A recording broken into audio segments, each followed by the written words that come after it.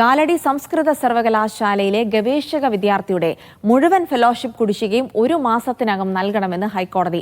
കുടിശ്ശിക നൽകാതെ വൈസ് ചാൻസലർക്കും രജിസ്ട്രാർക്കും ശമ്പളം നൽകരുതെന്നും കോടതി ഉത്തരവിട്ടു. ഗവേഷക വിദ്യാർത്ഥി ആദർശ് നൽകിയ ഹർജിയിലാണ് സിംഗിൾ ബെഞ്ച് ഉത്തരവ്. സംസ്കൃത സർവകലാശാല വൈസ് ചാൻസലർക്ക് ശമ്പളം കൃത്യമായി കിട്ടുന്നുണ്ടെങ്കിൽ ഗവേഷക വിദ്യാർത്ഥികൾക്കും കൃത്യമായി ഫെലോഷിപ്പ് തുക അനുവദിക്കണമെന്നാണ് വിധി വന്നിരിക്കുന്നത്. അതുപോലെ തന്നെ ഇനിമേൽ ഏതെങ്കിലും വിധത്തിൽ ഈ ഫെലോഷിപ്പ് നൽകുന്നതിന് കാലതാമസമോ കുടിശ്ശികയോ വരികയാണെങ്കിൽ സംസ്കൃത സർവകലാശാല വൈസ് ചാൻസലറുടെയും രജിസ്ട്രാറുടെയും ശമ്പളം തടയാനുള്ള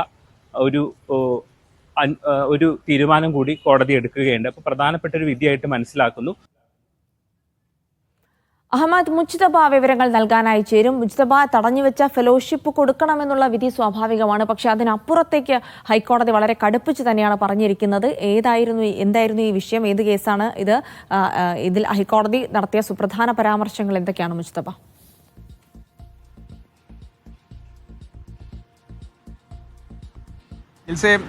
ആദർശ് 2023 നവംബർ മാസത്തിൽ സംസ്കൃത സർവകലാശാലയിൽ ഗവേഷക വിദ്യാർത്ഥിയായി ജോയിൻ ചെയ്ത ആളാണ്.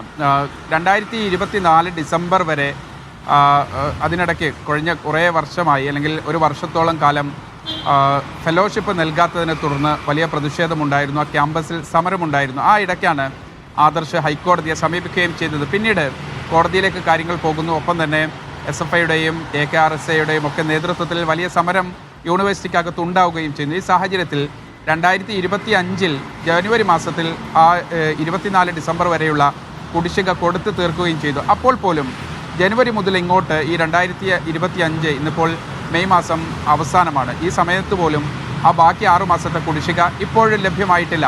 അപ്പോഴാണ് ഹൈക്കോടതിയുടെ ഒരു ഉത്തരവ്. വിഷയത്തിൽ 2024 തന്നെ ആദർശ ഹൈക്കോടതിയെ സമീപിച്ചിരുന്നു. ഇപ്പോഴാണ് കഴിഞ്ഞ 27-നാണ് ആ ഉത്തരവ് വന്നത്. ആ ഉത്തരവിൽ പറയുന്നത് കൃത്യമായി തന്നെ രജിസ്ട്രാർക്കും ചാൻസലർക്കുമൊക്കെ ശമ്പളം കിട്ടിപ്പോരുന്നുണ്ട്. ഒപ്പം തന്നെ 2,65,00,000 രൂപ യൂണിവേഴ്സിറ്റിയുടെ മറ്റു കാര്യങ്ങൾക്ക് വേണ്ടി വകയിരുത്തിയിട്ടുമുണ്ട്. അപ്പോൾ സാമ്പത്തിക പ്രതിസന്ധി എന്ന് കൗൺസിൽ ഉന്നയിച്ച വാദം ശരിയല്ല, അല്ലെങ്കിൽ സർവകലാശാലയുടെ ആ വാദം തന്നെ നിലനിൽക്കുന്നില്ല. അതുകൊണ്ട് കൃത്യമായി തന്നെ ഇതുവരെയുള്ള മുഴുവൻ അരിയേഴ്സും തീർത്തുകൊണ്ട് മറ്റു മുടക്കങ്ങളില്ലാതെ തടസ്സങ്ങളില്ലാതെ ഗവേഷക വിദ്യാർത്ഥിക്ക് മുഴുവൻ ഫെലോഷിപ്പ് തുകയും അനുവദിക്കണം എന്ന് കൃത്യമായി തന്നെ പറയുന്നു. ഒപ്പം തന്നെ ആ ഉത്തരവിൽ തന്നെ ഒരു പ്രധാനപ്പെട്ട ക്ലോസ് ഹൈക്കോടതിയുടെ സിംഗിൾ ബെഞ്ച് വെക്കുന്നുണ്ട്. നേരത്തെ ജിൽസ് സൂചിപ്പിച്ചതുപോലെ പ്രധാനപ്പെട്ട ഒരു നിരീക്ഷണം, അതായത് കൃത്യമായി ഗവേഷക വിദ്യാർത്ഥികൾക്ക് ഫെലോഷിപ്പ്, പ്രത്യേകിച്ച് ഈ ആദർശിൻ്റെ കേസിൽ കൂടി കോട്ട് ചെയ്തുകൊണ്ടാണ് പറയുന്നത്, ഗവേഷക വിദ്യാർത്ഥിക്ക് ഫെലോഷിപ്പ് ലഭ്യമാക്കുന്നില്ലെങ്കിൽ അതുവരേക്ക്, അത് മുഴുവൻ കൊടുത്തു തീർക്കുന്നത് വരേക്ക്